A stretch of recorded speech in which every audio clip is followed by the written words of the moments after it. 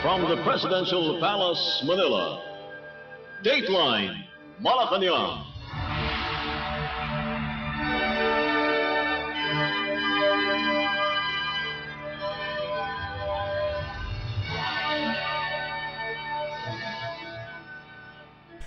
Good day. This is Dateline Malacañang in review. Philippine President Ferdinand R. Marcos Jr. welcomed Her Excellency Ursula von der Leyen, President of the European Commission, as she began her official visit to the Philippines on Monday, July 31st. During the ceremony, the European Commission President is accorded with arrival honors, followed by a guest book signing at the reception hall in Malacañang Palace. President von der Leyen's visit to the country aims to strengthen bilateral relations between the European Union or EU and the Philippines.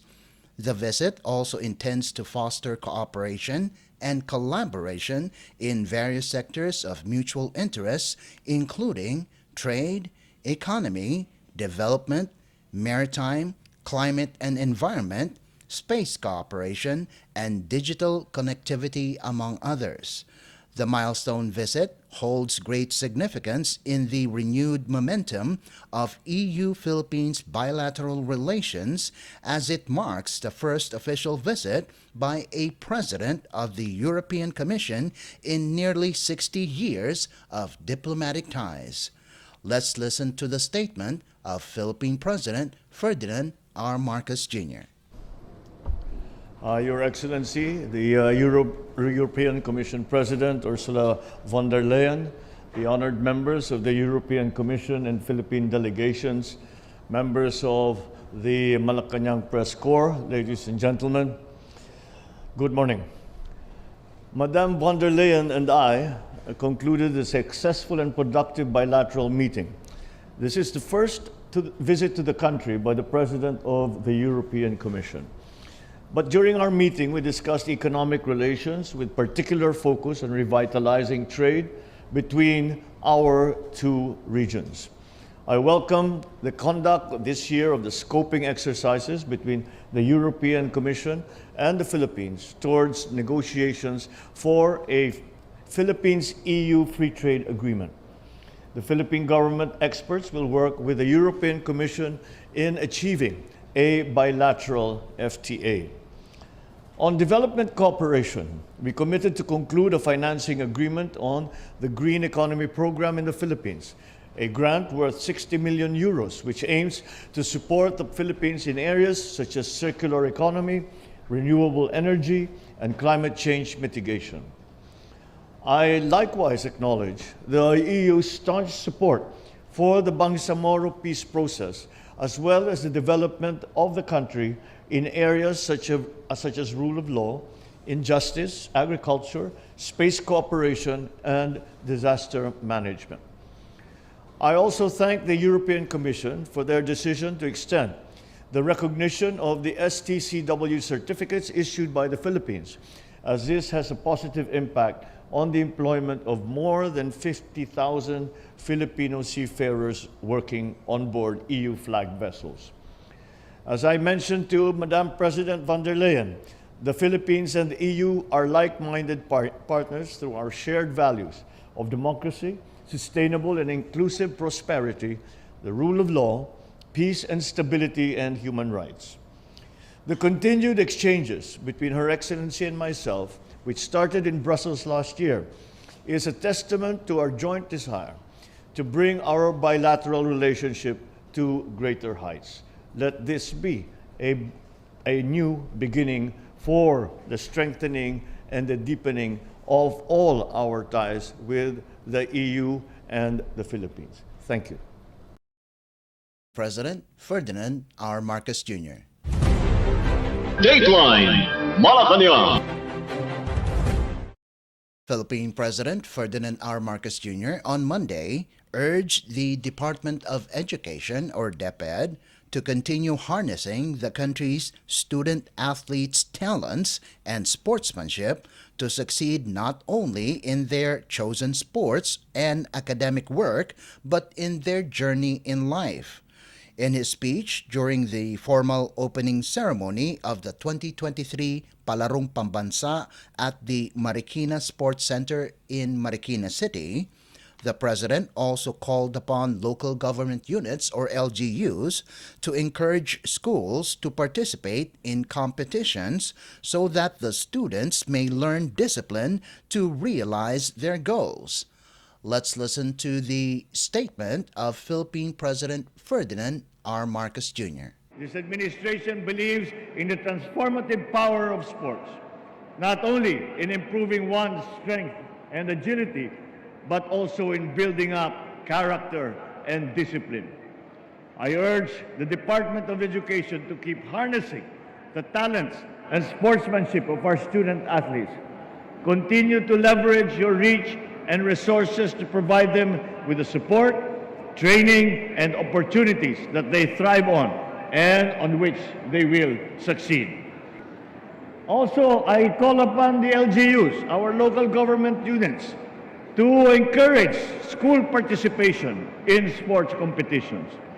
Let us motivate our students to engage in physical activities so they will learn the significance of discipline, resilience in the realization of their goals. Along with this, we will foster discipline, accountability, teamwork, all of which are crucial for personal, social, and professional growth. To our student athletes, coaches, and trainers, your dedication to sports is both inspiring and remarkable. You serve as exemplars of excellence, integrity, and sportsmanship by showing your peers and your fellow Filipinos the result of your discipline, your training, your hard work, and the many sacrifices you had to make it here today. We have faith that you will emerge victorious not only victorious against the challenges in the playing field, in your academic work, but also in the journey of life. Philippine President Ferdinand R. Marcos Jr. Dateline Malacañang. President Ferdinand R. Marcos Jr. on Tuesday stressed the need to continue the Philippines' partnership with Japan in various fields, including agriculture, infrastructure, and defense. President Marcos made the statement during his meeting with officials of the Japan-Philippines Parliamentarians Friendship League, or JPPFL, led by its chairperson, Moriyama Hiroshi, at Malacañang Palace in Manila. The president acknowledged that Japan has been the Philippines' partner for years now when it comes to infrastructure and agricultural development, citing assistance from the Japan International Cooperation Agency, or JICA, as well as loans and financial support from the Asian Development Bank, or ADB. President Marcos said the Philippines and its Japanese partners, especially in infrastructure development, could reap benefits from several arrangements such as public-private partnership, or PPP, and government-to-government, or G2G partnerships, and even joint ventures. The chief executive also reiterated that his administration would put a premium on agriculture to ensure food security and transform the Philippine economy. During the meeting with President Marcos, Moriyama expressed support for the Philippines' development initiatives, particularly in agriculture, infrastructure, defense, and security, as well as the Mindanao peace process. Moriyama said Japan is pleased to see the Philippines' achievement on defense, particularly the implementation of joint training in the past months. President Marcos said the trilateral agreement with the United States is also another very important step to guarantee the peace and safety of the shipping lanes as well as to protect territorial rights and sovereignty. The JPPFL is composed of parliamentarians who promote Japan's relations with the Philippines and the National Diet or House of Parliament. It is vital and instrumental in sustaining Japan's development and technical assistance to the Philippines. The meeting with JPPFL officials coincided with the Philippines-Japan Friendship Month, which is celebrated every July. Present during the meeting at Malacañang were Executive Secretary Lucas Bersamin, Communications Secretary Cheloy Vilicaria Garafil, Philippine Ambassador to Japan Mylene Garcia Albano, and other officials from the Embassy of Japan to the Philippines. Formed in 1986 to advance legislative initiatives that promote positive engagement between the Philippines and Japan, JPPFL also leads Japan's cultivation of inter-parliamentary relations with the Philippine Congress. The Philippines-Japan Parliamentarian Association was established in 1987 following the JPPFL's visit to the Philippines. Dateline Malacañang. Philippine President Ferdinand R. Marcos Jr. has directed the Department of Information and Communications Technology, or DICT, and the Department of Science and Technology, or DOST, to work with satellite operator Pacific Broadband Satellites to improve digital connectivity in the Philippines. The President issued the directive to Secretaries Ivan John Uy of the DICT and Renato Solidum of the DOST during a meeting with Pacific executives at Malacañang Palace in Manila on Tuesday. In a statement on Wednesday, Communications Secretary Cheloy Velicaria Garafil said, Uy and Solidum have been instructed to continue the negotiations with Pacific to determine the specific terms to beef up the country's digital capability. President Marcos, during the meeting, was briefed by Pacific officials led by founder and Chief Executive Officer Christian Patoro about the Singapore-based company's plan to launch its second satellite project. While he recognized Pacific's contributions to the Philippines, President Marcos stressed the importance of expanding the satellite services to enable the country to catch up with its Asian neighbors in terms of connectivity in the long run. Pacific targets to launch the Pacific 2 to add capacity to its existing satellite, the Pacific 1. The project aims to provide affordable and reliable internet service to the public. According to the National Development Company, or NDC, it is studying to invest in the project through the acquisition of frequency block, including the naming rights of the broadband satellite, partnership with a local company on the rollout of the broadband satellite from the Pacific 2 to rural areas, and purchase of Pacific Broadband Satellites equity. Founded in 2013, Pacific is a next-generation broadband satellite operator currently involved in telecommunications-related services. It is operating in 25 countries in the Pacific and Southeast Asian region, including the Philippines.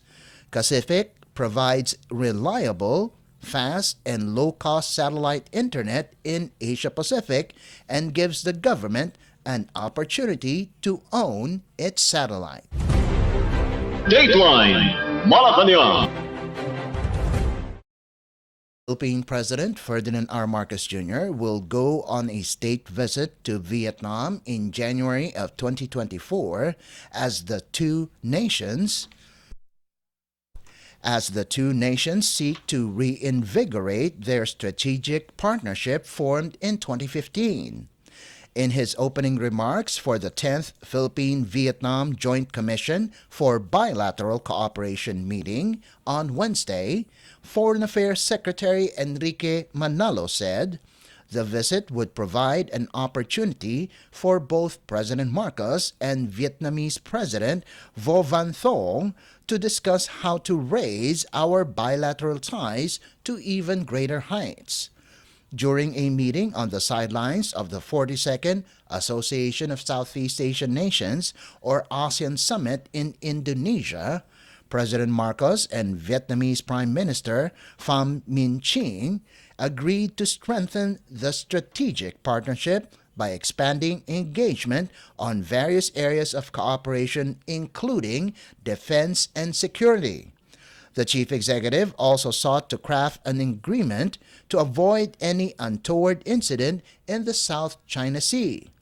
The upcoming state visit will come as Manila and Hanoi cap its 5-year plan of action in 2024. Among the areas Manila hoped to further strengthen with Hanoi are maritime cooperation, trade and investment promotion, people-to-people exchanges, and cooperation in ASEAN and other multilateral fora, among others. Dateline Malacañang. Former Philippine President Rodrigo Duterte on Wednesday discussed with his successor, President Ferdinand R. Marcos Jr., his recent meeting with Chinese President Xi Jinping in China. Senator Christopher Lawrence Bongo, in a Facebook post, shared several photos of Duterte's meeting with President Marcos at Malacañang Palace in Manila. Duterte's visit to China was among the issues raised during his meeting with President Marcos. Communications Secretary Cheloy Garafil confirmed in a statement sent to palace reporters. Garafil said Duterte also gave President Marcos some good pieces of advice. She did not elaborate on the other issues tackled between Duterte and the president. Duterte met with Xi at the Jiaoyutai State Guest House in Beijing, China on July 17th. In an interview in Tondo, Manila on July 18th, President Marcos said Duterte need not seek his approval to hold a meeting with Xi. The president also hoped that Duterte and Xi discuss the recent developments in the West Philippine Sea or WPS following recent reports that the Chinese Coast Guard vessels shadowed and blocked 2 Philippine Coast Guard ships from entering Ayungin Shoal for a support mission in the WPS. President Marcos said he is expecting Duterte to release a statement about what happened during his meeting with Xi and see how that affects us. The Chinese Foreign Ministry said Xi appreciates the strategic choice Mr. Duterte made to improve relations with China during his presidency. In June, President Marcos said the healthy and deepening relationship between the Philippines and China outweighed the two nations' differences. Dateline Malacañang. Philippine President Ferdinand R. Marcos Jr. on Thursday reaffirmed his commitment to promote and strengthen the creative industries in the Philippines. He made the vow as he acknowledged the industry's significant contributions to the country's economic development. During the oath-taking of the new officers of the Katipunan ng mga Artistang Pilipino sa Pelikula at Telebisyon or KAPPT in a ceremony at Malacañang Palace in Manila, the President emphasized the importance of undertaking meaningful initiatives to improve the environment and condition of workers in the creative industries. I am pleased to hear your oath responsibly lead to our very own Actors Guild and to know that the government has a genuine and reliable partner in all of you. Since the establishment of this group, the KAPPT has upheld the welfare of local film and television industry workers, given jobs and opportunities to our fellow Filipinos, and brought dynamism to our economy. Over the years, the KAPPT has fostered amongst its members, enabling the organization to embark on many noteworthy projects and endeavors amidst the challenges of the times. So I hope that as you secure the well-being of your colleagues, you will continue to strive to raise the standards of our films and our shows at the same time.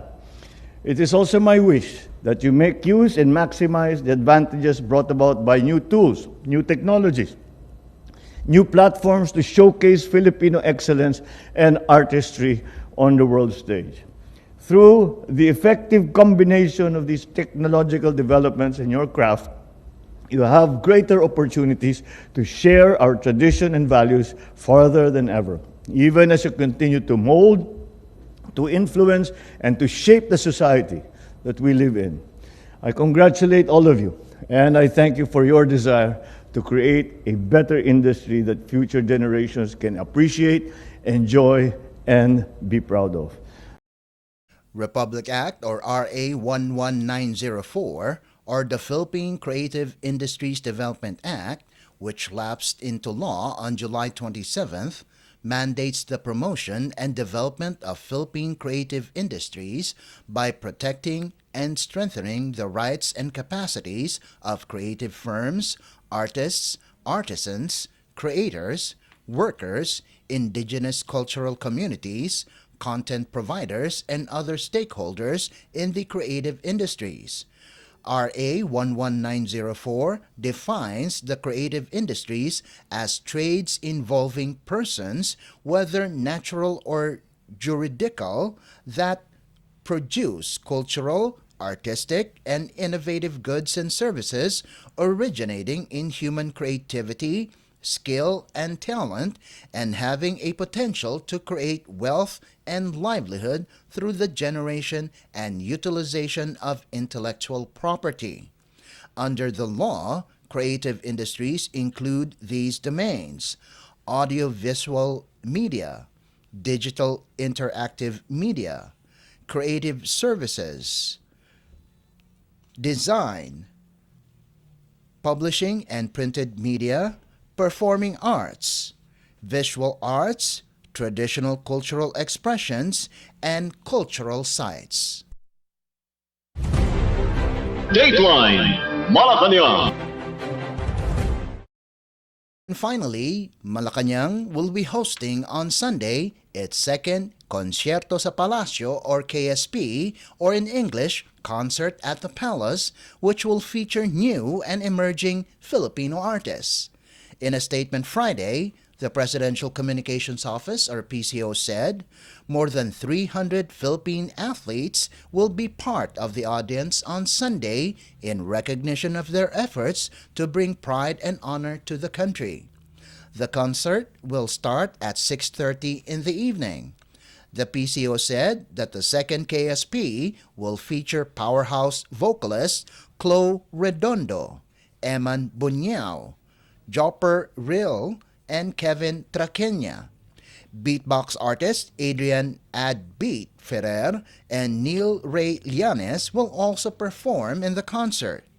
There will also be a special performance from The Voice France Season 8 four-chair turner Avon Mendoza and champion a cappella group Pinopella from Baguio City Special.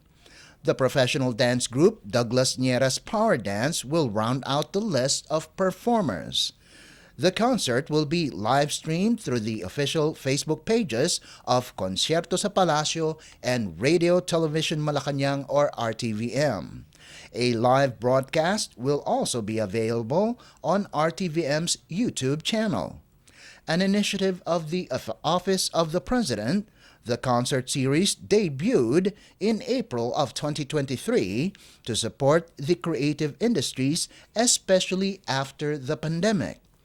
The program aims to search for local artists who excel in their respective fields and give them a spotlight in the People's Palace.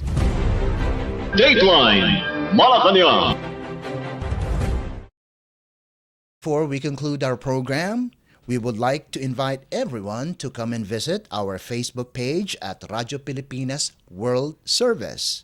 You will be able to hear and view our Filipino and English programs, including news updates here in the Philippines.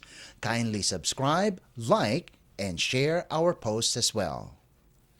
And that concludes this edition of Dateline Malacañang in Review. For Radyo Pilipinas World Service, this is Leo Magpayo. Good day and stay safe. From the Presidential Palace, Manila, Dateline Malacañang.